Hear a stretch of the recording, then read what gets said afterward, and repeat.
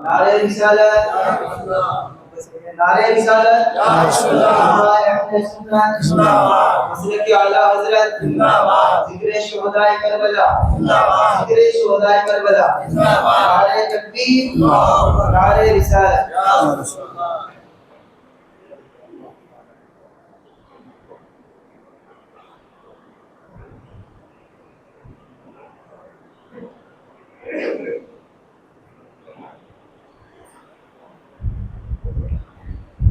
मोहतरम सामीन, हम उमर साथियों, पर्दा नशीन ख़वातीन इस्लाम, अस्सलामु अलैकुम रहमतुल्लाहि व बरकातुहू।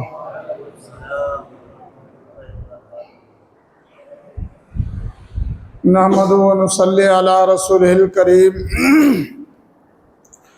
अम्मा बाद, फ़ऊज़ु बिल्लाहि मिनश शैतानिर रजीम, बिस्मिल्लाहिर रहमानिर रहीम। कुल ला अस्अलुकुम अलैहि अजरा इल्लल मवद्दत फ़िल क़ुरबा। सदक़ल्लाहुल अज़ीम।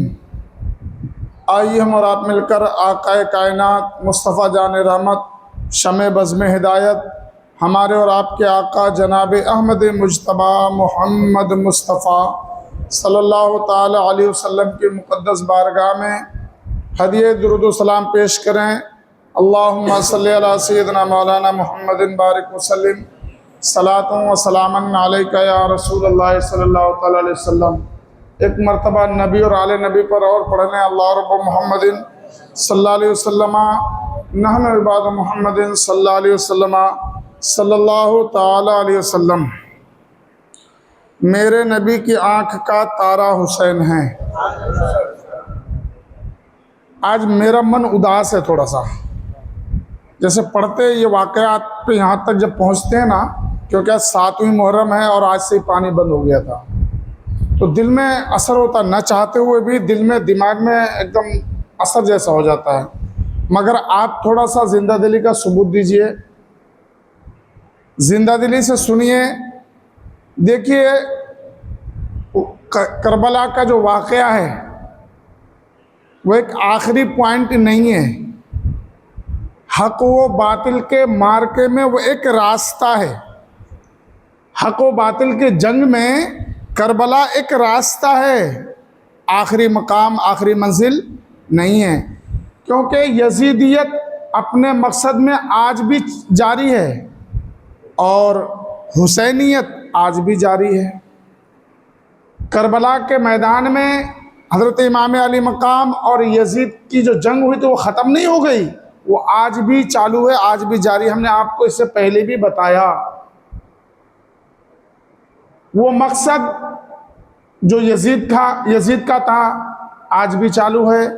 और वो अजीम मकसद जिसके तहत इमाम अली मकाम ने सारी तकलीफ़, सारी मुसीबतें बर्दाश्त करके अपने अहल व अयाल के साथ अल्लाह की बारगाह में कुर्बान हो गए, वो आज भी है। अभी देखना यह है, हमें अपने आप को देखना है, हमें अपने आप को देखना है कि हम फॉलोवर, पैरोकार किसके हैं, हम कौन से मिशन को आगे बढ़ा रहे हैं, या हम कौन से मिशन का हिस्सा हैं। चाहे आदमी हो या औरत, लड़का हो या लड़की, हम यजीद के मिशन को आगे बढ़ा रहे हैं या फिर इमाम पाक के मिशन के साथ जुड़े हुए हैं। बस ये चीज़ देखना है। मेरे नबी के आँख का तारा हुसैन है, जिससे नजी भरे वो नज़ारा हुसैन है, जिससे नजी भरे वो नज़ारा हुसैन है। दामन न छोड़ा सब्र का, सब कुछ लुटा दिया। दामन न छोड़ा सब्र का, सब कुछ लुटा दिया। साबिर नहीं है सब्र का दरिया हुसैन है, साबिर नहीं है सब्र का दरिया हुसैन है। कुरान की आयतों ने ये ऐलान कर दिया, कुरान की आयतों ने ये ऐलान कर दिया, मुर्दा नहीं है आज भी जिंदा हुसैन है, मुर्दा नहीं है आज भी जिंदा हुसैन है। और देखिए, अपने मकसद पे मजबूती से कामयाब होने के लिए हमारे इश्क का जज्बा अगर बेदार हो जाए, आपकी तवज्जो चाहूँ, हमारे इश्क का जज्बा अगर बेदार हो जाए, नबी के दीन का दुश्मन जलीलो ख्वार हो जाए। हमारे इश्क का जज्बा अगर बेदार हो जाए, नबी के दीन का दुश्मन जलीलो ख्वार हो जाए, फलक कमर क्या है इशारे से फलक दो चार हो जाए, अगर लकड़ी को छू दे मुस्तफ़ा तलवार हो जाए, अगर लकड़ी को छू दे मुस्तफ़ा तलवार हो जाए। अब इमाम का कलाम बेहतरीन अंदाज में अजीज़ ने सुनाया। इस शेर पढ़ता हूँ, देखिए दो। लिहद में इश्क रुखे शह का दाग लेके चले, लिहद में, लिहद कहते कब्र को, लिहद में इश्क रुखे शह का दाग लेके चले, अंधेरी रात सुनी थी चराग लेके चले। आगे का शेर सुनिएगा। तेरे गुलाम का नक्शे कदम है राह खुदा, या रसूल अल्लाह तेरे गुलाम का नक्शे कदम है राह खुदा, वो क्या बहक सके जो ये सुराग लेके चले, वो क्या बहक सके जो ये सुराग लेके चले। तो ये अल्लाह के जितने मुकद्दस और महबूब बंदे हैं, उनका नक्श कदम हमारे लिए मजबूत रास्ता है, मीनाराए अमल है। अगर हम उन पर नज़र करके अपना सफ़र चालू रखेंगे, इंशाअल्लाह बहकेंगे नहीं। हज से आज भी हमारे बहुत करीबी इब्राहिम भाई, आज उनकी वापसी हुई है।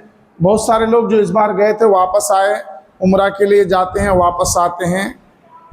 उसी पे एक शेर, इसी में मनकबत का भी एक शेर है, अच्छा लगे तो हौसला अफजाई सुभान अल्लाह कहकर।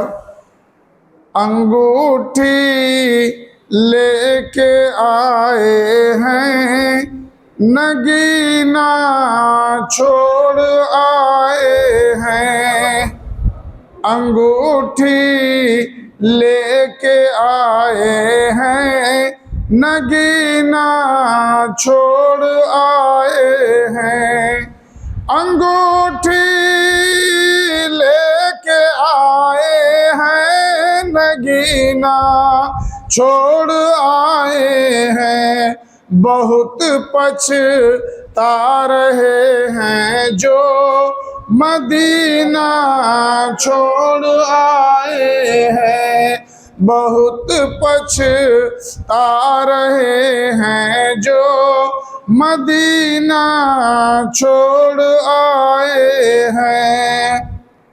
हमें मालूम है खुशबू कहाँ से आई फूलों में, हमें मालूम है खुशबू कहाँ से आई फूलों में, हमें मालूम है खुशबू कहाँ से आई फूलों में, मेरे सरकार गुलशन में पसीना छोड़ आए हैं, मेरे सरकार गुलशन में पसीना छोड़ आए हैं। अहमद बुला रहा, देख क्या क्या बात है गेट पे।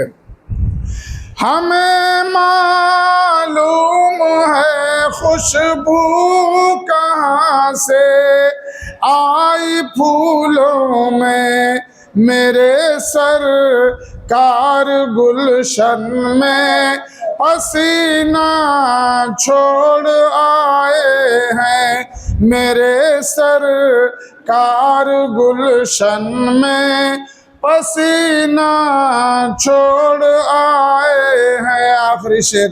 बचाने के लिए करबो बला में दीन की अज़मत, बचाने के लिए करबो बला में दीन की अज़मत, बचाने के लिए करबो बला में दीन की अज़मत, हुसैन इब्ने अली हज का महीना छोड़ आए हैं। हुसैन इब्ने अली हज का महीना छोड़ आए हैं। हुसैन इब्ने अली हज का महीना छोड़ आए हैं। जिस मुल्क में लोगों की हिफाजत नहीं होती, लगता है उस मुल्क में अदालत नहीं होती। मैं इस शेर को उस शेर से जोड़ूंगा जिसको अभी मैंने पढ़ा। आपको मालूम है हजरत इमाम अली मकाम जब मदीना मनोवरा से रुखसत हिजरत करके मक्का मुकर्रमा पहुंचे, फिर मक्के से जो कूफा गए थे वो हज का मौसम था, हज का महीना था। जिलिज्जा की 3 तारीख थी शायद, यानी जिलिज्जा की 3 तारीख को, यानी कि 10 को हज होना है, 3 को आप रुखसत हो रहे हैं। तो जब शुरुआत में पढ़ा था ना, जब गहराई में नहीं उतरे थे, तो ये बात इतनी समझ नहीं आई थी, ये बात इतनी समझ नहीं आई थी कि एक अजीम फर्ज हज का छोड़कर नवासा रसूल ने हिजरत क्यों किया करबला। वो जब धीरे धीरे धीरे धीरे धीरे धीरे डूबते गए, तब जाकर इस मकसद पे पहुंचे कि सिर्फ सजदा करना, नमाज पढ़ना, हज करना ही इबादत नहीं होती। सिर्फ नमाज पढ़ना, हज करना ही इबादत नहीं है। इबादत क्या है बताओ मैं आपको। जिस मुल्क में इंसानों की हिफाजत नहीं होती, लगता है उस देश में अदालत नहीं होती। खल्क़े खुदा जब किसी मुश्किल में फंसी हो, सजदे में पड़े रहना इबादत नहीं होती। खल्क़े खुदा जब किसी मुश्किल में फंसी हो, सजदे में पड़े रहना इबादत नहीं होती। समझ में आई कि जब अल्लाह के बंदे, अल्लाह की मखलूक किसी परेशानी में, किसी मुसीबत में आपके मदद की उसको जरूरत है, उस वक्त लंबा सजदा, लंबी नमाज इबादत नहीं है, बल्कि बुज़दिली है। अपने आप को लोगों की हिमायत से रोकना है, जानबूझकर लोगों को मुसीबत में झोंकना है। उस वक्त इबादत यह है कि आपसे जहां तक हो सके इंसानियत की मदद कीजिए, अल्लाह के बंदों की मदद कीजिए। तो यही वो मदद थी, दीन की हिफाजत, जिस अजीम मकसद के लिए इमाम अली मकाम ने हज के महीने में सफर फरमाया था। सैयदा ज़ाहिरा तैयबा ताहिरा, क्योंकि आज जो गुफ्तगू करूँगा मुख्तसर खातून जन्नत के ताल्लुक़ से। हमारी माएँ बहनें यहाँ हाजिर होती हैं, कुछ इनके लिए, अपने लिए, ईमान और अक़ीदे को संवारने के लिए, अपने अमल में इखलास पैदा करने के लिए ज़रूरी है। सैयदा ज़ाहिरा तैयबा ताहिरा जाने अहमद की राहत पे लाखों सलाम। जिनका आंचल न देखा माहो महर ने, उस रिदाए नज़ाहत पे लाखों सलाम। यह हज़रत खातून जन्नत फातिमा ज़हरा रज़ियल्लाहु तआला अन्हा की अज़मत, आपकी शान है कि आपके बालों की रंगत को भी सूरज चांद ने नहीं देखा, चांद ने नहीं देखा। और आज के हमारे मुआशरे में इतना ज़्यादा फितना बर्पा हो रहा है ना, औरतें फितना बर्पा कर रही, औरतें जैसा दुश्मनान इस्लाम मुनज़्ज़म होकर इस्लामी शिआर, इस्लामी अलामात को हटाना चाह रहे। पर्दे को उन्होंने समाज की बुराई करार दिया, पर्दे को कैद खाना करार दिया। औरतों की हिफाजत, औरतों को दायरे में रखना उन्होंने औरतों के लिए कैद कहा कि उनको आज़ादी मिलनी चाहिए, उनको जहां जी चाहे जाने, जहां जैसे मन चाहे कपड़ा पहनने की आज़ादी मिलनी चाहिए, अपनी मनमानी तरीके से ज़िंदगी गुजारने का हक मिलना चाहिए औरतों को। ये आवाज़ उठाई गई और आज भी ये आवाज़ उठती है। और आपको मैं बताऊं, जिन ममालिक में ये कानून राइज हैं, जहां औरतों को फुल आज़ादी है, जहां औरतों को फुल आज़ादी दी गई है, किसी तरह का कोई रोक टोक नहीं है। आप पढ़े लिखे लोग हैं, सोशल मीडिया का दौर है, आप उस मुल्क के हालात पे रिसर्च कीजिए, गौर कीजिए, पढ़िए आपको पता चलेगा कि दूर से दिखने में चेहरे बहुत चमकते हैं, लिबास बहुत चमकते हैं, जिस्म बहुत चमकता है, इमारतें बहुत चमकती हैं, सब शहर चमकते हैं, मगर किसी परिवार, किसी फैमिली, किसी इंसान के करीब में जाकर करीब से उस इंसान की जिंदगी के हालात का जायजा लें तो आपको पता चलेगा कि सुकून किस चीज को कहते हैं वो जानते ही नहीं। सबसे ज्यादा डिप्रेशन, हार्ट अटैक, ये वो खतरनाक बीमारियां हैं, उन ममालिक में पाई जाती है बीमारी सबसे ज्यादा। अच्छा, ये डिप्रेशन, हार्ट अटैक और पैरालाइज, ये सारी चीजें, ये बीमारी जो होती है ना, लोगों ने ये कहा कि पैसा ना होने की वजह से, अच्छा ग़िज़ा नहीं खाने की वजह से, गरीबी होने की वजह से, इलाज ना करने की वजह से लोगों को होती है। गलत, ऐसा नहीं है। अगर ये बीमारियां गुर्बत की वजह से होती, अगर ये बीमारियां अच्छा खाना नहीं खाने की वजह से होती, अगर ये बीमारियां बहुत ज्यादा बिस्लरी पानी न पीने की वजह से होती, अगर ये बीमारियां एकदम बिल्कुल गरीबी की वजह से होती, तो ये बीमारियां सबसे ज्यादा हमारे मुल्क के उन इलाकों के लोगों में होती जो इलाके गरीब हैं, परेशान हाल है, लोग रोज कमाते रोज खाते, मगर अल्हम्दुलिल्लाह इस किस्म की बीमारियां उन इलाकों में नहीं है। ये बीमारियां उन इलाकों में नहीं है। ये बीमारियां कहां हैं? मालदार शहरों में, मालदार लोगों में। टेंशन, डिप्रेशन किसको कहते हैं? टेंशन। आदमी जब हर वक्त टेंशन में रहता है ना, इसी टेंशन से शुगर की बीमारी बढ़ती है, इसी टेंशन की वजह से हार्ट अटैक आता है, इसी वजह से आदमी डिप्रेशन में चला जाता है, कोमा में चला जाता है। और ये होता कैसे है? आदमी को जब घर में सुकून नहीं मिलता, आजादी के नाम पर उन लोगों ने इंसानी मुआशरे की जिंदगी को आग में झोंक दिया है। आपको मालूम है, हमारे स्कूल कॉलेज के बच्चे, आप लोग भी कहीं ना कहीं गए होंगे, साल में कोई दिन माँ के नाम से मनाया जाता है, क्या बोलते हैं? Mother day. साल में कोई दिन फादर डे मनाया जाता है। बाप के लिए दिन एक खास किया गया है, माँ के लिए एक दिन खास किया गया है, क्योंकि वहां पाबंदी किसी तरह की है नहीं। तो वहां कोई भी औरत पूरी जिंदगी एक ही मर्द की बीवी बनकर नहीं रहती।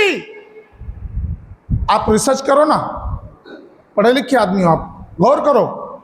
जब तक इसके साथ दिल चाहा रह लिया, नहीं दिल चाहा छोड़ दिया, फिर किसी अपने पसंद के आदमी के साथ, उससे भी दिल भर गया, फिर किसी और के साथ, फिर किसी और के साथ, यही मामला रहता है। और इससे जो बच्चे पैदा होते हैं, उनके बच्चों की परवरिश उनके घरों में मायने नहीं करती। उनकी तंजीमें, उनके इदारे हैं जहां बच्चों को वहां छोड़ दिया जाता है और उनके बच्चों को बेहतरीन पढ़ा लिखाई करा करके उनके बच्चों को पाला जाता है। फिर साल में एक दिन वो बच्चे निकलते हैं कि पता तो करें हमारी माँ कहाँ है। फिर उन्होंने मदर डे बनाया, तो वो एक दिन साल में एक दिन फूलों का गुलदस्ता लेकर, कुछ खाने पीने की चीज लेकर अपनी माँ को ढूंढने निकलते और उस दिन माँ को देखते, माँ से बात करते, मगर वो मोहब्बत, वो जज्बा नहीं होता जो एक ऐसे बच्चे के अंदर होता है, जिस बच्चे ने पैदा होने से लेकर दूध पीने की जिंदगी तक माँ के आगोश में अपने दिन गुजारे। वो मोहब्बत नहीं होती। फिर एक दिन बाप को तलाश किया जाता है, यह पता ही नहीं होता है। माँ से पूछा जाता है कि मेरा असली बाप है कौन। ये असलियत है, ये सच्चाई है, मेरा असली बाप है कौन। फिर वो बाप को ढूंढा जाता है। कुर्बान जाइए हमारे मजहब पर, वहां नस्ल सलामत नहीं है भाई, पता ही नहीं कौन किसका है। अल्लाह के घर में बैठकर झूठ नहीं बोल रहा, आप मुझसे ज्यादा दुनियावी मालूमात रखते हैं, आप खुद पता कीजिए ना। हमारे मजहब पे कुर्बान जाइए। आका कायनात सरकार दो आलम सल्लल्लाहु अलैहि वसल्लम ने इरशाद फरमाया, तुम्हें मदर डे और फादर डे मनाने की जरूरत नहीं। अरे तुम्हारे लिए तुम्हारी जन्नत तुम्हारे माँ के कदमों तले है। बाप जन्नत का दरवाजा है। और यही नहीं, मेरे आका इरशाद फरमाते हैं, जिसने एक मर्तबा अपने वालिदैन को मोहब्बत की नजर से देखा, उसे हज्जे मकबूल का सवाब देता है अल्लाह पाक। साहबी रसूल ने अर्ज किया, या रसूलल्लाह सल्लल्लाहु अलैहि वसल्लम, अगर कोई बेटा दिन में 100 बार देखे तो, कोई बेटा दिन में 100 बार देखे तो अल्लाह के रसूल इरशाद फरमाते हैं, हाँ हाँ, अगर कोई 100 बार देखे अल्लाह ताला उसे 100 हज मकबूल का सवाब अता करेगा। ये हमारा मजहब है। अच्छा, एक चीज और बताऊं, खातून जन्नत के कदमों में बाद में पहुंचेंगे, उनकी जिंदगी का पन्ना बाद में उलटेंगे पलटेंगे। पहले ये सुन लीजिए, आप में से बहुत सारे लोग अहले सरवत हैं, अगर तकलीफ ना हो तो थोड़ा सा आगे बढ़ जाएंगे, ना तो मेरी ताकत मिल जाएगी मुझे, थोड़ा सा आगे बढ़ जाइए। बहुत सारे लोग मालदार हैं, अल्लाह ने माल अता फरमाया, दौलत अता फरमाया है। आप में से कोई शख्स अपनी दौलत को खुली जगह पे छोड़ते, सोना चांदी जेवरात वगैरह हीरे जवाहरात जो कुछ भी आपके पास है या पैसे वगैरह, आप उसे खुली जगह पे छोड़ते या ऐसी जगह पे, अपने घर में भी ऐसी जगह पे रखते जहां से आने जाने वाले को की नजर पड़े, वो देख सके। जबकि आप तो वहां हैं ना, जब आप हैं वहां तो आपकी मौजूदगी में कौन लेके जाएगा? नहीं लेके जाएगा, कोई लेके जा नहीं सकता है, मगर फिर भी आप उसे छुपा करके रखते हैं, फिर भी आप उसे छुपा करके रखते हैं। क्यों छुपा करके रखते हैं? कि अगर मैं यहाँ हूं, मेरी मौजूदगी में लेकर नहीं जा पाएगा, मगर उसकी नीयत इसे देखकर बिगड़ सकती है, वो ललचा सकता है, वो पीछे पड़ सकता है, वो मौके की ताक में रह सकता है। ये थोड़ी सी दौलत जिसकी कोई औकात नहीं है, उसे हम इस कदर छुपा के रखते हैं। अगर हम लेन देन भी करते हैं तो हम दरवाजा बंद करके अपने आप किसी गैर आदमी के सामने पैसे नहीं निकालते, कि पैसा देखकर अच्छे अच्छों की नीयत बिगड़ जाती है, पैसा देखकर अच्छे अच्छों की नीयत बिगड़ जाती है।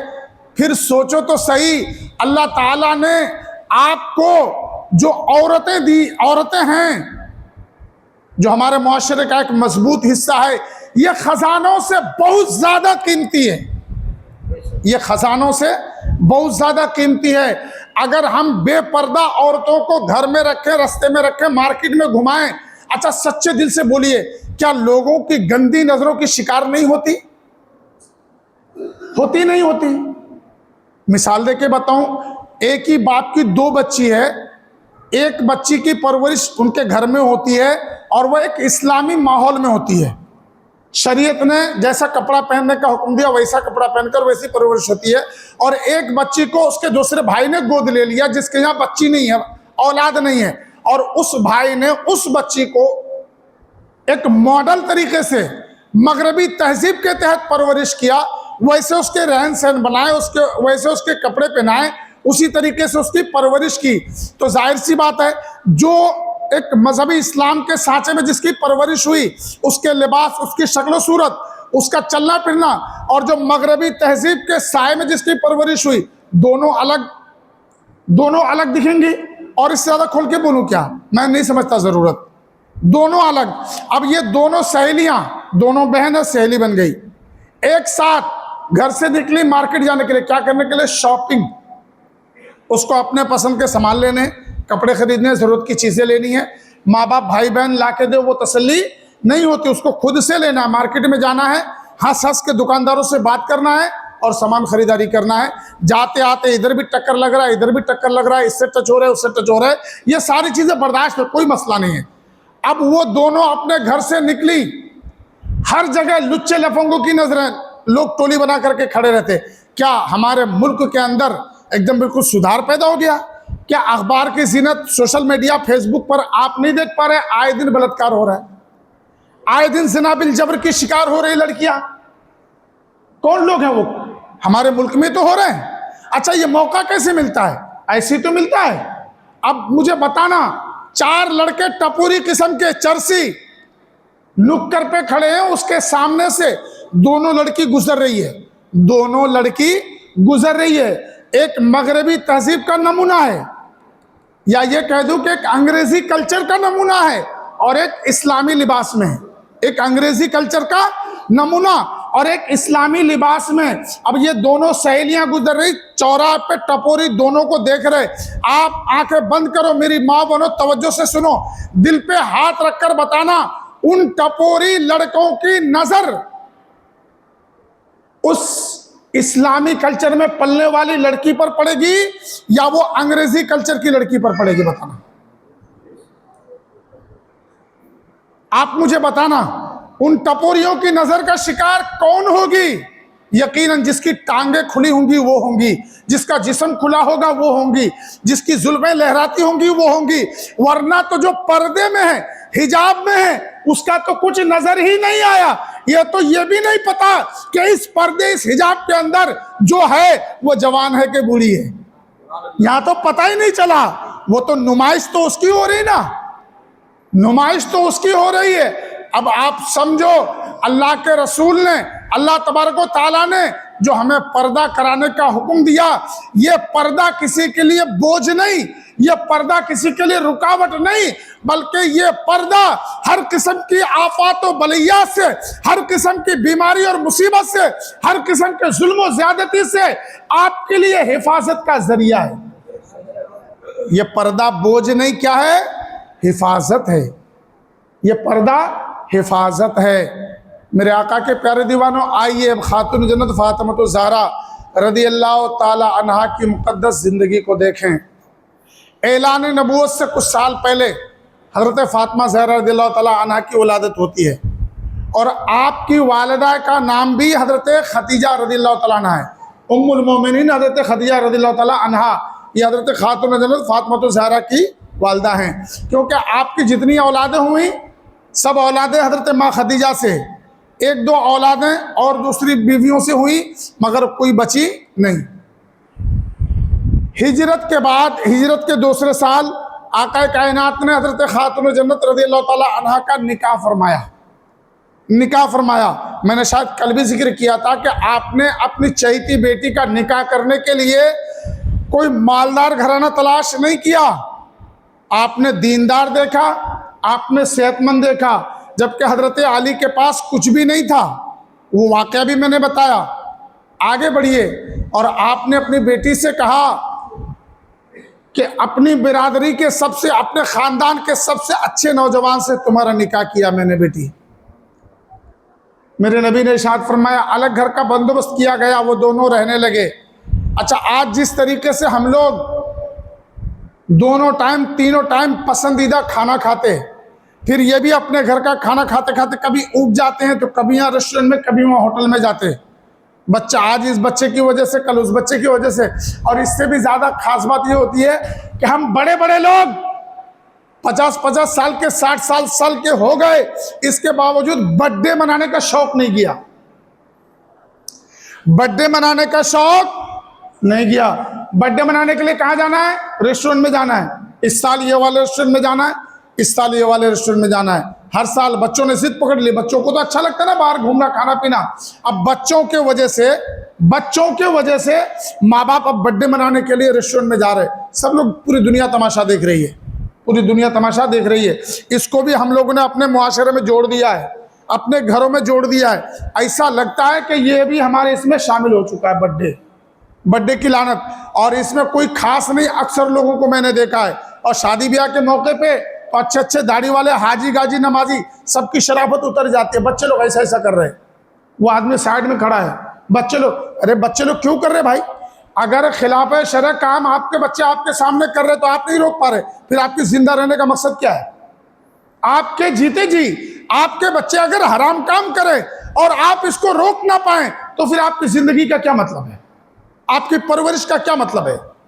ये कोई उज्र नहीं होता कि बच्चे नहीं मान रहे हराम काम करने के लिए और आप करने की इजाजत दे रहे, आप करने की इजाजत दे रहे। और वैसे मस्जिद में आने के बाद पारसाई का ये आलम है, ये खाना किसके यहाँ से आया? वो आदमी अच्छा नहीं, उसके यहाँ का खाना नहीं खाऊंगा। पारसाई का ये आलम है। अरे मेरे यहाँ मुझे मालूम है, ऐसे ऐसे लोग हैं मेरे साथ में।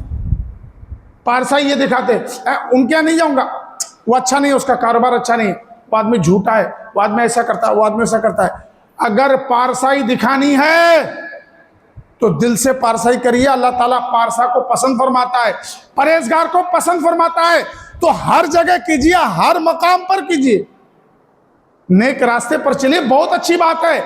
निवाला खाने से पहले गौर करना जरूरी है कि ये आया कहाँ से, ये कौन से जरिए से आया, हलाल जरिए से या हराम जरिए से, गौर करना जरूरी है। तो सिर्फ इसी में नहीं, दूसरों को दिखाने और बताने के लिए नहीं, आप अपने घर के मामलात में भी गौर करिए। आपके घर में आपके बच्चों की जिंदगी में क्या चल रहा है, निगरानी रखिए, गौर कीजिए। असल ईमान यही है। आपसे जो सवाल होगा मोहल्ले वालों के लिए, मोहल्ले वालों के बारे में पहले सवाल नहीं होगा, पहले आपके घर परिवार के बारे में सवाल होगा, आपके बारे में सवाल होगा। मेरे आका के प्यारे दीवानों, तो आज हम लोग पेट भर के खाना खाते हैं। क्या आपको मालूम है हज़रत खातून जन्नत फातिमा ज़हरा रज़ी अल्लाह ताला अन्हा के घर में या खुद सरकार दो आलम सल्लल्लाहु ताला अलैहि वसल्लम के घर में रोजाना दोनों टाइम खाना मिलता था? जानते हैं आप? कौनैन के आका की शहजादी हैं, आकाए कायनात मालिको मुख्तार हैं, सारी नेमतें सारी अजमतें सरकार के कदमे नाज की बरकत से, मगर खुद सरकार के घर में कई कई दिन तक चूल्हा नहीं जलता था, पानी और खजूर पे गुजारा होता था। अल्लाह अकबर। पानी और खजूर पे गुजारा होता था। खातून जन्नत के घर का भी यही मामूल था। शिकम शेर होकर दो टाइम खाना रोजाना नहीं मिलता। अच्छा, ऐसा भी नहीं है, एक बात और भी सुनिए। मेरे नबी ने सादगी को पसंद फरमाया, मेरे नबी ने सादगी को पसंद फरमाया।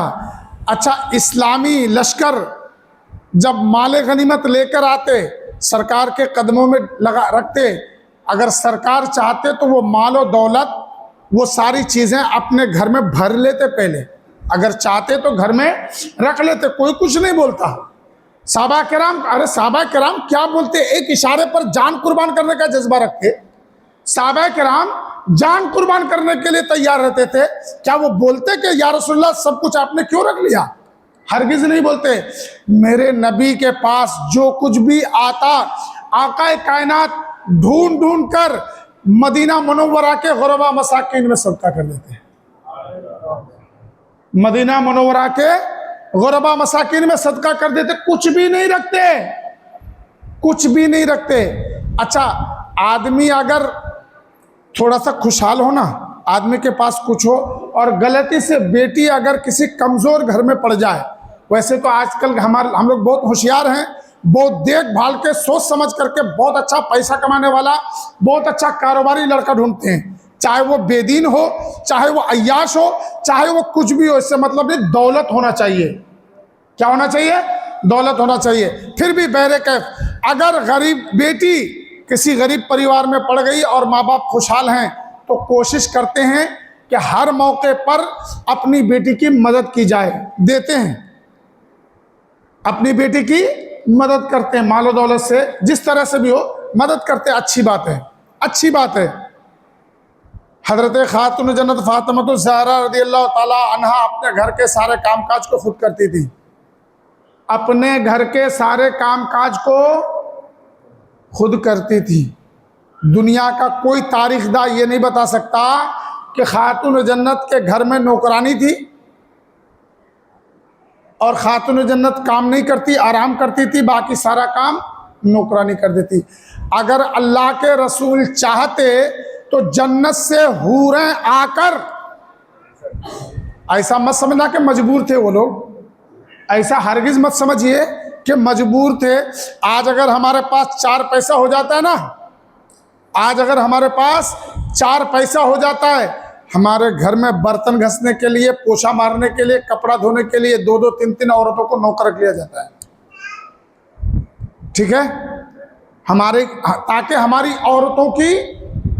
औरतों को कम मेहनत करनी पड़े, औरतों को कम मेहनत करनी पड़े। अच्छी बात है, अच्छी बात है, मगर बदले में आप पूछो तो सही कि अगर आपका थाली बर्तन कपड़ा पोछा कोई काम वाली करके जाए तो आप क्या करती हो?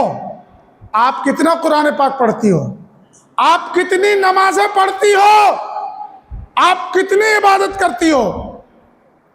अगर आपको जवाब ये मिले कि हाँ, बच्चों की अच्छी परवरिश हो रही है, कुरान पाक की तिलावत हो रही है, नमाजों की पाबंदी हो रही है, फराइज के अलावा नवाफिल नमाज पढ़े जा रहे हैं, तो आप उनको मुबारकबाद देना, आप उनसे दिल खोलकर मोहब्बत करना, वरना अगर काम भी भाई करे, काम भी नौकरानी करे, इसके बावजूद वो खाने का भी ऑर्डर बाहर से करे, इसके बावजूद अगर नमाज की पाबंदी ना हो, कुरान की तिलावत ना हो, तो फिर पूछना कि किस मुंह से उम्मत मुस्लिमा की मां हो, किस मुंह से खातून जन्नत की कनीज हो। पूछना। अल्लाह ने अगर आपको पैसा दिया तो यूं ही बेमकसद फेंकने के लिए नहीं दिया। अगर उसको घर के कामकाज से थोड़ी सी आज़ादी दे रहे हैं आपको पैसा खर्चा करना पड़ता है ना भाई लाने के लिए, तो कम से कम उसके ऊपर इतना तो लाजिम करो कि आप नमाज की पाबंदी करो। अच्छा, एक बात तो मैं ये भूल ही गया, कोई भी मर्द अपनी औरत को नमाज की तलकीन तब कर सकता है जब वो खुद मर्द नमाजी हो। जब वो मर्द खुद नमाजी हो। कोई भी बाप अपने बेटे को हाथ पकड़कर नमाज के लिए तब ना जगा सकता है जब वो खुद फजर की नमाज के लिए उठता हो। जब बाप ही नमाज नहीं पढ़ता तो बेटा क्या पढ़ेगा? या फिर वो किस मुंह से अपनी बीवी को बोलेगा कि उठ नमाज पढ़? आप मेरी बात समझ पा रहे हैं मैं क्या कहना चाह रहा हूं? आप मेरे बारे में कभी भी ये यकीन मत रखिएगा कि मैं आपको किस्सा सुनाकर वक्त निकाल दूंगा, कभी नहीं। आप चाहे मुझे कुछ दो या मत दो, अल्लाह राज़िक है, अल्लाह राज़िक है। मैं कभी भी आपको खुश करने वाली कोई बात नहीं कहूँगा। मैं कहूँगा दीन की बात, ईमान की बात, जिससे कि हमारे दीन, हमारे ईमान की इस्लाह हो, हमारे अकायद की इस्लाह हो। चाहे आपको अच्छी लगे या बुरी, मुझे परवाह नहीं। मैं तो ये चाहता हूँ कि अल्लाह ताला, आप दुआ करें खुद भी कि अल्लाह शैतान के वसवसे से आपको महफूज रखे। अच्छी बात आपको अच्छी लगे, अगरचे कड़वी हो, और अच्छी बात अमल करने की कोशिश कीजिए। अगर आपने कर लिया तो दुनिया में भी कामयाबी है, आखिरत में भी कामयाबी है। वरना ये दुनिया की 4 दिन की जिंदगी कोई हकीकत नहीं है। थोड़ा सा टेंशन बढ़ता, फटाक से हार्ट अटैक आता, या तो चला जाता है या बाईपास हो जाता है, या तो चला जाता है या बाईपास हो जाता है। क्या औकात है जिंदगी की भाई? आपका महल, आपकी दौलत, आपका बैंक बैलेंस न मालूम कौन गिद्ध की तरह नोचेगा, आपको पता भी नहीं है। इसलिए दुनिया में जब तक रहो गुलाम मुस्तफ़ा बनकर रहो। माए बहनें, जब तक आप दुनिया में रहे खातून जन्नत की कनीज बनकर रहें, इंशाअल्लाह दुनिया में भी इज्जत होगी। अरे वो इमाम अली मकाम की माँ खातून जन्नत फातिमातुज़ ज़हरा थी, जिन्होंने अपने बच्चों की परवरिश इस कदर की कि करबला का शहीद आजम बनाया। अगर हमारे बच्चे करबला के शहीद ना बने, कम से कम उनके गुलाम तो बन जाएं, कम से कम उनके गुलाम तो बन जाएं, कम से कम यजीदियों के फॉलोअर तो ना बने, कम से कम हुसैनी मकसद पे जीने वाला तो बन जाए। तो आज हमारी औरतें सब काम दूसरों से करवाती, नौकरानी से करवाती, इसके बावजूद नमाज की पाबंदी नहीं होती है, नमाज की पाबंदी नहीं हो पाती। अब देखिए खातून जन्नत रज़ियल्लाहु तआला अन्हा की मुक़द्दस ज़िंदगी, घर का सारा काम काज खुद करती हैं, घर का सारा काम काज खुद करती हैं। पानी भी घर में नल और टूटी का मौला मसला नहीं था, और रोशनी के लिए वैसा भी नहीं था कि एकदम बिल्कुल बल्ब लगे हुए बटन दबाया चकाचक, नहीं, चिराग जलाना पड़ता था, चिराग जलाना पड़ता था, पानी दूर से लाना पड़ता था, बच्चों की खिदमत करनी पड़ती, बच्चों की परवरिश करनी पड़ती थी, चक्की पीसनी पड़ती थी, सारे काम करने पड़ते थे। ये काम करते करते आपके हाथों में छाले पड़ गए थे। अल्लाह अकबर, हाथों में क्या पड़ गए थे? छाले पड़ गए थे। हज़रत अली रज़ियल्लाहु तआला अन्हु ने एक मरतबा देखा कि हाथ में छाले पड़े हुए हैं। हज़रत अली को मालूम था कि एक जगह से माले गनीमत में कुछ लौंडियाँ और गुलाम भी आए हुए हैं।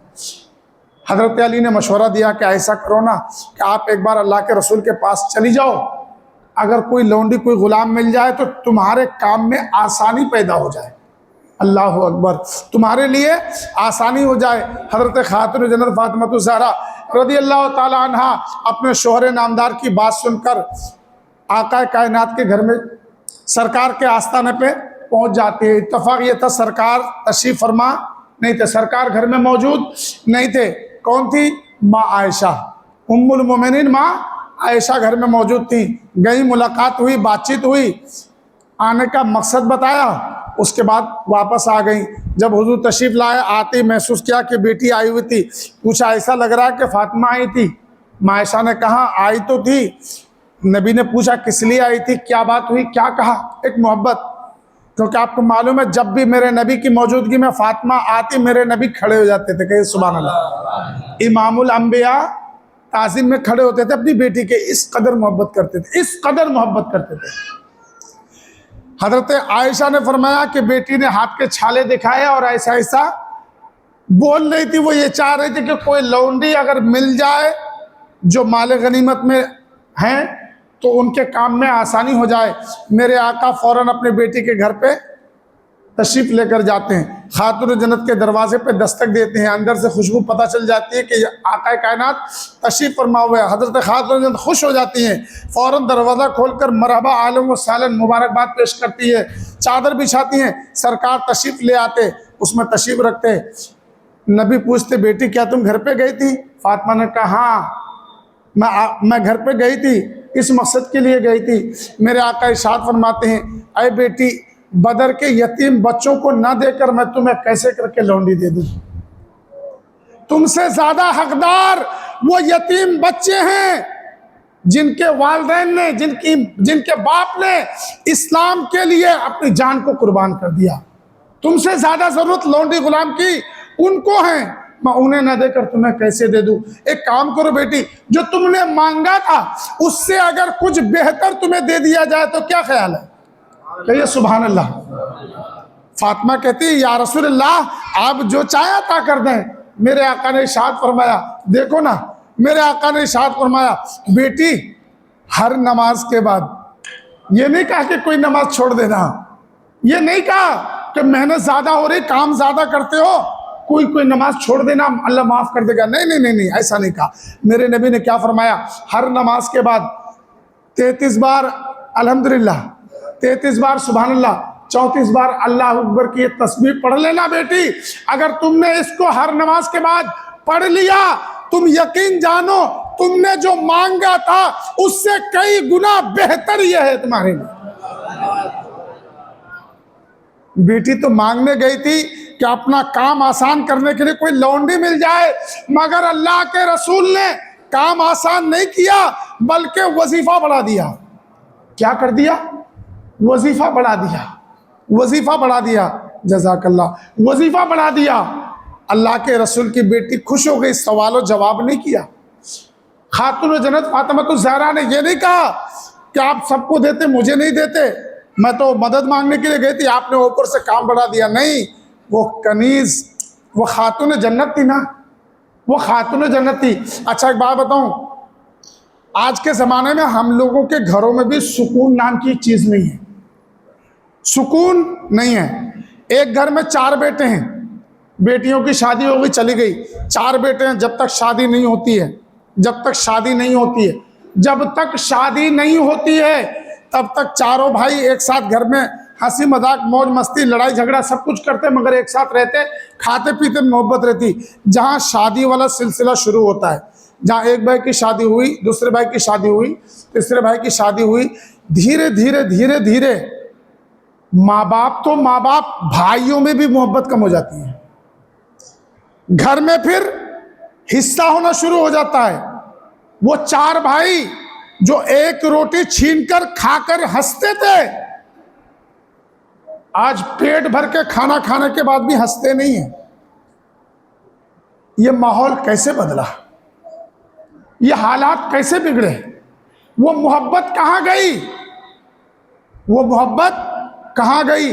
माँ बाप नजरों में खटकने लगता है, भाई बहन नजरों में खटकने लगते। इसकी एक वजह क्या है मालूम? हर आदमी को गौर से सुनना, दिल पे लेना। हर आदमी को बहू कैसी चाहिए? एकदम हूबहू खातून जन्नत की कनीज। हर आदमी को बहू कैसी चाहिए? खातून जन्नत की कनीज। मगर वो खुद अपनी बेटी को क्या बनाता है? मॉडल। गलत बोलूं तो आप मुझे कहो ना। अपनी बेटी को क्या बनाता है? मॉडल जब बेटी पैदा होती है, देखो मॉडल कैसे बनाता है। आपको लगा ना कि मैं बहुत तेज बोल दिया, नहीं, इससे भी तेज बोलने वाला हूं। जब बेटी पैदा होती है, पढ़ाई लिखाई का मामला आता है, माँ बाप बहुत ज्यादा फिक्रमंद होते, बहुत महंगाई है, बहुत दहेज देना पड़ता है, शादी में इतना खर्चा है, ऐसा है वैसा है, ये है वो है। इसके लिए बेटी को पढ़ाओ लिखाओ, बेटा बेटी को, बल्कि बेटे से बेटी को ज्यादा पढ़ाओ, इतना पढ़ाओ इतना पढ़ाओ। फिर ये पढ़ाते पढ़ाते मालूम है शैतान एक सोच डाल देता है कि बेटी को ऐसा पढ़ाओ कि वो अपने पैरों में खड़ी हो जाए। अगर कल को शादी के बाद, ध्यान से सुनना, ये मेरे घर की बात है, कल को शादी के बाद अगर ससुराल अच्छी नहीं मिली या शौहर अच्छा नहीं मिला तो कम से कम मोहताज ना हो, बल्कि अपने पैरों पे खड़ी रहकर जिंदगी गुजार सके। अब ये सोच के नतीजे में वो अपनी बेटी को पढ़ाते पढ़ाते 15वीं 20वीं पढ़ा गया, 15वीं 20वीं पढ़ा गया कि मेरी बेटी कुछ डिग्री ऐसी पाले कि वो नौकरी करके खुद अपना पेट पाल सके, अपनी जिंदगी शान से गुजार सके। अब एक बात ध्यान से सुनना, ये सोच आगे सुनिए। अब उसने 15वीं पढ़ा दिया, अल्लाह आपकी उम्र में बरकत दे, उसने 15वीं 20वीं पढ़ा दिया। पढ़ाने के बाद लड़कियां जब पढ़ती है ना तो उसका दिमाग थोड़ा सा बेकाबू होने लगता है। अगर मैं गलत बोलूं मुझे बताना।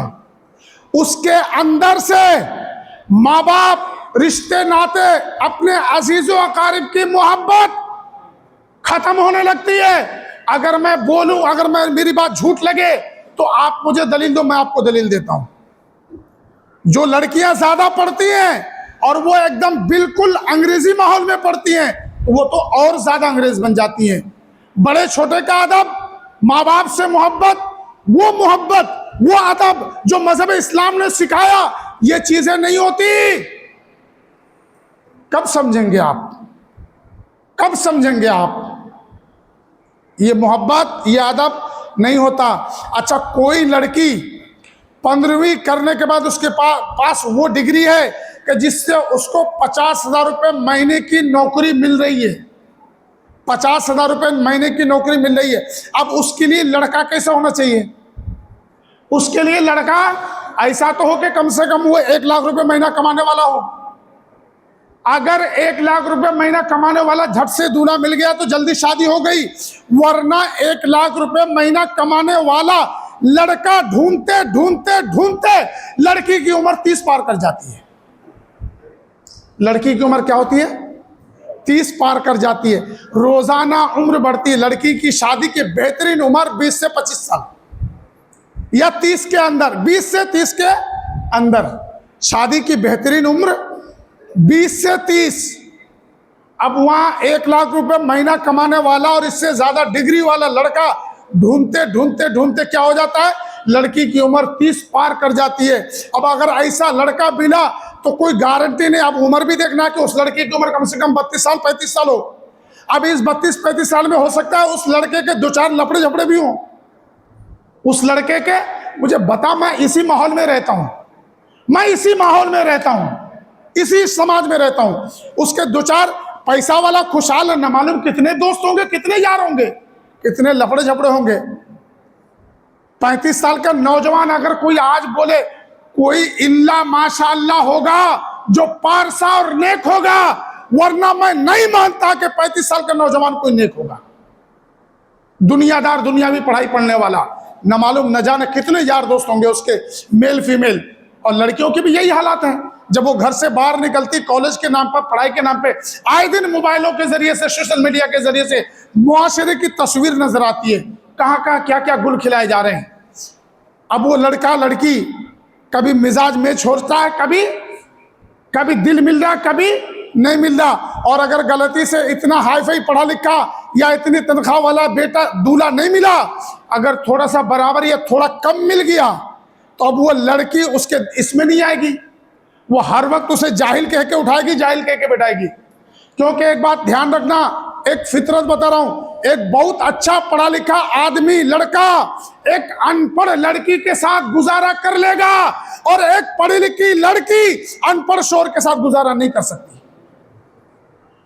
एक पढ़ी लिखी लड़की अनपढ़ शोहर चाहे कितना ही अच्छा हो, कितना ही बाइखलाक हो, नेक हो, परहेजगार हो, उसके साथ वो गुजारा नहीं कर सकती। वो हर वक्त अपनी पढ़ाई और अपनी डिग्री का धौंस जमाएगी। ऐसे मैंने बहुत सारे घरों में जवान जवान बेटियों को रिश्ता तोड़कर घर में बैठे देखा है। मैं अल्लाह के घर में बैठा हूं, अच्छी तनख्वाह 50,000 1 लाख रुपए कमा रही है, शोर की क्या जरूरत है? शोर की क्या जरूरत है? अरे एक चीज और बताऊं, आदमी औरत में फर्क। अगर कोई शादीशुदा अच्छा इंसान, अच्छा मर्द, अगर उसे किसी दिन तनख्वाह ज्यादा मिल जाए, उसकी कमाई ज्यादा हो जाए, तो वो ये सोचता है कि मैं आज अपने बच्चों के लिए, अपनी बीवी के लिए, अपने घर के लिए ये सामान ज्यादा लूंगा।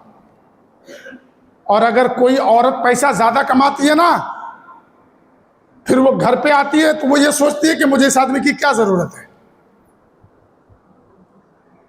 ये हालात हैं। तो आपने अपनी बेटी के पैदा होने के बाद से क्या सोचा कि मेरी बेटी अपने पैरों में खड़ी हो जाए? इस सोच ने हमारे माशरे को तबाह कर दिया है। इस सोच ने हमारे माशरे को तबाह कर दिया। अब शादी होती है, नया माहौल, नई जिंदगी की शुरुआत होती है, तो आपस में थोड़ी बहुत तो खिटपिट होगी। और यहां से माँ बाप, खासकर माएं बहनें, उस लड़की का कान भरना शुरू करते। एनी टाइम फोन चालू, हर वक्त डायरेक्शन देना। पता चला तुम क्यों दबके रहोगी, तुम क्यों सुन के रहोगी, तुम क्या नौकरानी गई हो? बस घर टूट जाता है, घर टूट जाता है। अरे काश हमारे मुआशरे का हर जिम्मेदार बाप बहू लाने से पहले अगर अपनी बेटी को खातून जन्नत फातिमातुज़ ज़हरा की जिंदगी का सबक पढ़ाता, खातून जन्नत फातिमातुज़ ज़हरा की जिंदगी के हालात बताते, अल्लाह उसके रसूल ने जो मर्दों बच्चों की तरबियत का माहौल बताया है, जो तरीका बताया है, उस अंदाज से अपने बच्चियों की परवरिश करते, तो आज किसी का घर नहीं टूटता। क्योंकि हर किसी को कनीज़े फातिमा बहू मिलती, खातून जन्नत की कनीज बहू मिलती, किसी का घर नहीं टूटता। आपने ये तो सुना मेरे नबी अपनी बेटी से किस कदर प्यार करते हैं कि जब बेटी आ जाए नबी खड़े हो जाते, नबियों के नबी खड़े हो जाते। एक मर्तबा ऐसा हुआ, हजरत खातून जन्नत फातिमातुज़ ज़हरा रज़ियल्लाहु तआला अन्हा सरकार के दर पे पहुंची, घर में पहुंची, दरवाजे पे दस्तक दिया, नबी ने दरवाजा खोला, खातून जन्नत फातिमातुज़ ज़हरा का चेहरा एकदम थोड़ा अलग था। चेहरा थोड़ा गौर से सुनना, माँ बहने तवज्जो, चेहरा थोड़ा अलग था। मेरे नबी ने बैठने के लिए नहीं फरमाया, ध्यान से सुना, मेरे नबी ने पूछा क्या बात है, अली से पूछ के आई? अल्लाह अकबर, अल्लाह अकबर। फातिमा अली से पूछ के आई, वो नबी की बेटी थी, बोली अब या रसूलल्लाह आज पूछ के नहीं आई, नाराज होके आई। आज मैं अली को पूछ के नहीं आई, बल्कि मैं नाराज होकर गुस्सा करके आई हूं। मेरे नबी ने इरशाद फरमाया, फिर बेटी एक बात सुन, तुम वापस जाओ, अल्लाह अकबर, तुम वापस जाओ, हजरत अली से इजाजत लेके आओ, अपने शौहर से इजाजत लेकर आओ। खातून जन्नत वापस जाती है अपने शौहर के पास।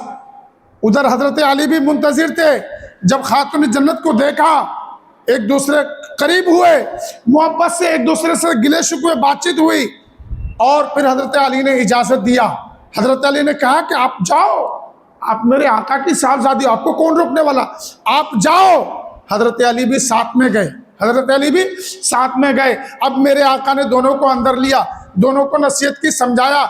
हजरत अली कहते या रसूलुल्लाह सल्लल्लाहु अलैहि वसल्लम, आपके कदमों पे हमारे माँ बाप कुर्बान, या आपकी साहबजादी अगर मुझसे पूछकर बगैर पूछे चली आई थी तो क्या हुआ, आपने इनको वापस भेजा। एक मर्तबा और भी ऐसा हुआ कि मेरे नबी फातिमा को लेने के लिए आए घर पे, हजरत अली नहीं है, मेरे नबी फातिमा को लेकर नहीं जाते हैं, बल्कि ये कहकर जाते हैं कि जब अली आ जाए तो उनसे इजाजत ले लेना, फिर आ जाना। हजरत अली कहते हैं या रसूलल्लाह, आपके कदमे नाज पे हम कुर्बान, माँ बाप कुर्बान, सब कुछ कुर्बान, आपने मेरी इजाजत का इंतजार किया, आप अपनी बेटी को लेके जा सकते थे, इजाजत थी। मेरे नबी ने इरशाद फरमाया, अली मामला सिर्फ तेरा और मेरा नहीं था, मामला सिर्फ तेरा और मेरा नहीं था। अगर आज मैं तेरी इजाजत के बगैर फातिमा को अपने घर पे लेके चला जाता, कल कयामत तक मेरी उम्मत के लोग इस बात को दलील बना लेते, इस बात को दलील बना लेते। जब तक मेरा फरमान यह है, जबकि मेरा फरमान यह है कि अगर अल्लाह के अलावा किसी और को सजदा करने की इजाजत होती तो मैं औरतों को हुक्म देता कि अपने शोहरों को सजदा करें। शोहर की मर्जी के बगैर, उसकी इजाजत के बगैर औरत कहीं नहीं जा सकती। ये शरीयत का अटल कानून है। और आज औरतें, माँ बहनें क्या कहती, तूने क्या खरीद लिया मेरे को, तुमने क्या खरीद लिया, मैं तुम्हारी गुलाम हूं। ये हालात हैं। आप यकीन जानो, माँ बाप जैसे होंगे औलादें ऐसी होंगी। अगर आप ये चाहते हो, देखिए एक जुमला और कहकर बात आगे बढ़ाऊं। माँ बाप, बेटा बेटी, बहू, सब लोग आपस में बैठे हैं, बात हो रही, गौर से सुनना, नसीहत की बात हो रही क्या कि माँ बाप के बुढ़ापे का सहारा कौन, बेटा के बेटी। माँ बाप के बुढ़ापे का सहारा कौन, बेटा के बेटी।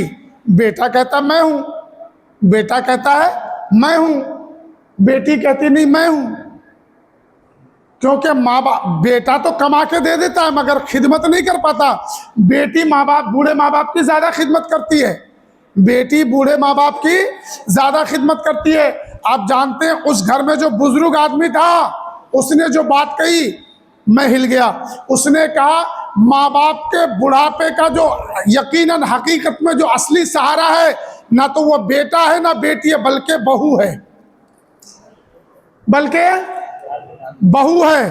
क्योंकि बेटी तो अपने घर पे रहेगी, उसको मौका मिला के नहीं मिला, वो अपने घर संसार में, बेटा रहेगा कमाने धमाने में। माँ बाप को टाइम पे दवाई कौन देगा, माँ बाप को क्या पसंद है वो कौन देगा, माँ बाप को क्या चाहिए वो कौन देगा, माँ बाप की देखभाल कौन करेगा, ये करेगी बहू, जो हर वक्त साथ में रहेगी। तो माँ बाप के बुढ़ापे का असली सहारा न बेटा न बेटी, कौन, बहू। तो हमें सबसे पहले बहू अच्छी मिलनी चाहिए। तो अच्छी बहू मिलने के लिए अच्छी बहू पैदा करना पड़ेगा ना। अच्छी बहू मुआशरे में लाने के लिए शुरुआत कहां से करें, हम अपने घर से करें ना। हम अपने बेटियों की परवरिश इस्लामी साँचे में करें, वो जिस घर में जाएगी अच्छी बहू बन के जाएगी। जब यही मिजाज, यही माहौल बन जाए तो हमारे घर में भी किसी की बेटी आएगी। और आप जब शादी करें, जब आप शादी करें तो आप फरमाइश ना करें ना कि 15वीं पढ़ी होनी चाहिए तो ही मैं बहू बनाऊंगा, नौकरी कराऊंगा। जब आप नौकरी वाली, डिग्री वाली बहू ढूंढते हो, फिर आप अगर ये सोचते हो कि वो आपको एक गिलास पानी पिलाए या आपके कपड़े धो के दे, तो ये फजूल उम्मीद है भाई मेरे, ये बकवास है। वो अगर सुबह से लेकर शाम तक ड्यूटी करके आएगी, वो रात को आके आपका पैर नहीं दबाएगी, आपको खाना बना के नहीं खिलाएगी। फिर तो आपको बाई के हाथ का खाना या बाहर का खाना, बाई के हाथ का कपड़ा लेना पड़ेगा। अगर आप घर में सुकून चाहते हो, रिश्ते चाहते हो, ज्यादा लालच मत करो, दीनदार दामाद और दीनदार बहू ढूंढो। दीनदार दामाद और दीनदार बहू, अगर दोनों आपको दीनदार दामाद, दीनदार बहू मिले, आप यकीन जानो आपके पास पैसा कम रहेगा मगर सुकून इतना होगा कि आप अपने घर में ही जन्नत का मजा महसूस करेंगे। खातून जन्नत फातिमा ज़हरा रज़ियल्लाहु ताला अन्हा, आका कायनात जब आखिरी दौर में थे, तबीयत खराब हुई हालत में थे, खातून जन्नत फातिमा ज़हरा को बुलाया। जब आप करीब गई, मेरे नबी ने कान में कुछ कहा, फातिमा ज़हरा रोने लगी।